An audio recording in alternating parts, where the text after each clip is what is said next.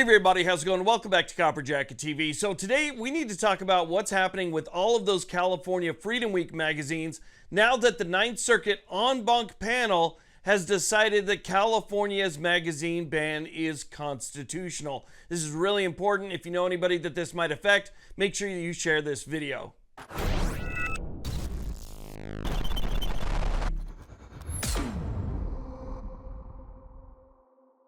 Hey, real quick before we get started, check out the main sponsor of this channel, which is Attorneys on Retainer. There'll be a link down below and some special discounts as well, because if you're somebody who carries to defend yourself or your loved ones, you have to understand that not everything is always cut and dry. When law enforcement shows up and they have to figure things out, you could be the one that ends up in handcuffs. You don't want to end up in jail. You don't want to miss time from work. You don't want to have to pay those expensive attorney fees. With Attorneys on Retainer, you call the number on the back of that card. You speak to an actual attorney who will be there to support you through the process.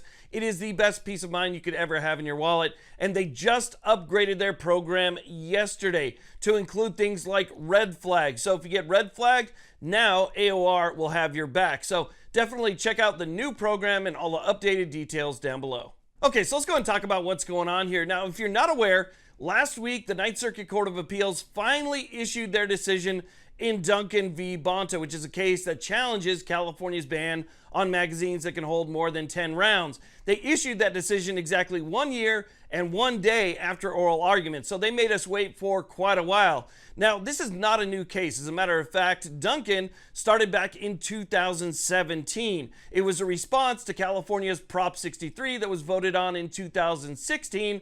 That was one of the biggest gun control packages that I have seen anywhere across the country. It dealt with everything: firearms, ammunition, and magazines. So this lawsuit was filed and went to Judge Roger T. Benitez. Originally, he found that it was unconstitutional, as it is. It was sent up to the Ninth Circuit. 3-judge panel found that it was unconstitutional. Went to the en banc panel. They found that it was constitutional and upheld the law, so it was appealed all the way to the Supreme Court. Now, the Supreme Court held on to this case until there was a decision in Bruin. Once Bruin came out and kind of clarified the way the courts were supposed to do things, they realized that the Ninth Circuit pretty much got it wrong, and so they granted it, they vacated the Ninth Circuit's decision, sent it back down to the Ninth Circuit. Now, in one of the greatest displays of time wasting ever, the Ninth Circuit decided to start the whole thing over. They sent it back down to Benitez, who said the exact same thing he did before, and now, just last week, the en banc panel once again said that it is constitutional to ban magazines that can hold more than 10 rounds. So that kind of leaves people in a bit of a predicament in the state of California right now, because when Judge Benitez got this case for the second time and said that they were unconstitutional again for the second time, there was a 1-week period in which the law simply didn't exist and people in California could get whatever they want, shipped in however they want. There was no magazine capacity limitations in California for that 1-week period, and people brought things in by the millions. They emptied their wallets, they flooded the states, they pretty much emptied the rest of the country. It was amazing to see. People in California absolutely loved that freedom, and that's where Judge Benitez got the nickname Saint Benitez for that Freedom Week. Well, the problem is that Prop 63, when that was passed by the voters of California, it was eliminating the ownership and possession of all magazines that can hold more than 10 rounds. So magazines were originally banned in California back in 2000. So before 2000, if you owned anything that could hold more than 10, those were grandfathered in. So people had those things grandfathered in for all that time. Then 2016 hits, Prop 63 passes, and that says you can no longer have those grandfathered magazines. So this went after both the grandfathered stuff and anything else that was in the state. Well, now we have the Freedom Week mags, right? We have, obviously, like I said before, more than likely, I don't know exactly what the actual number is, but more than likely we have millions of these magazines in the state of California that can hold more than 10 rounds. And basically what Judge Benitez said in his order is, those Freedom Week mags and the magazines that existed prior to that were going to be safe in this state until this case is finished and resolved. Once the case is resolved, that's when you'll determine what's going to happen with all of these mags. Well, the Ninth Circuit said that the ban is constitutional. So now what? Well, thankfully, even though the Ninth Circuit is finished with it, it can't go any higher than the en banc panel at the Ninth Circuit. The case itself is not over because it is being appealed to the Supreme Court.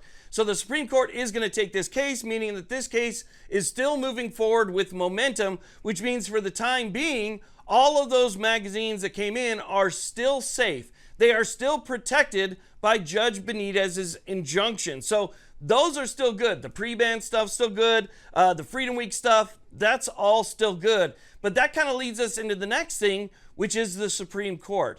What happens if the top court in the land decides that, well, they don't want to take Duncan? I don't know why they wouldn't, because in my opinion, it's the best case that the Supreme Court has ever gotten on this topic. It is a case that's gone around multiple times. They've had it before. They sent it back. It's made its way back to the Supreme Court. This case is done. It's not interlocutory. It's not based on an injunction. This is a finished case. It's perfect for the Supreme Court. But if they decided not to take it, and there wasn't something that was done prior to that to legalize them across the country, then all of those Freedom Week mags and the pre-ban stuff would technically be illegal in the state of California. Now, if you follow me on X or you follow me on Instagram, you might have seen my last post where I said if the Supreme Court does not take Duncan, I have a feeling that there's going to be a dramatic rise in boating incidents in the state of California, and that's kind of that's the way that I see things going. If Duncan isn't taken, people are just going to have to figure things out, because obviously we know that California, they're pretty tough on these things, but there's no way for them to know what you have. Regardless of that, there is actually still a case before the Supreme Court that deals with this exact topic, and this case still has a chance. That's Ocean State Tactical. This case has been before the Supreme Court since back in August when it was originally petitioned. It's been sent to conference like 8 or 9 times. It hasn't been denied yet, and it still exists. And so it's going to be conferenced again next Friday, and then we'll find out later on Friday or maybe even Monday if they're going to reconference it, accept it, or deny it. But if they do accept it and they find that magazine bans are unconstitutional, well, that means that we don't have to worry about Duncan anymore, because if the Supreme Court finds they're unconstitutional, they're going to be unconstitutional across the country. So hopefully we can get some relief from Ocean State, and that relief will trickle down to everybody else. But all hope is not lost. It's one of those things where people will become criminals overnight. And California doesn't care. I guarantee you, California, the politicians of California, the people that actually voted for Prop 63, they don't care. They don't care what happens. For them, it's just, they did their feel-good thing. But for people who care about the Constitution and are just simply practicing one of their God-given rights that's just enumerated in the Constitution, I guarantee you they care. Because again, it's them, those law-abiding people, who are going to be criminals overnight. So I wanted to let you guys know about that. I want to thank you all very much for watching. I really do appreciate it. Please like, subscribe, and you guys have a great day.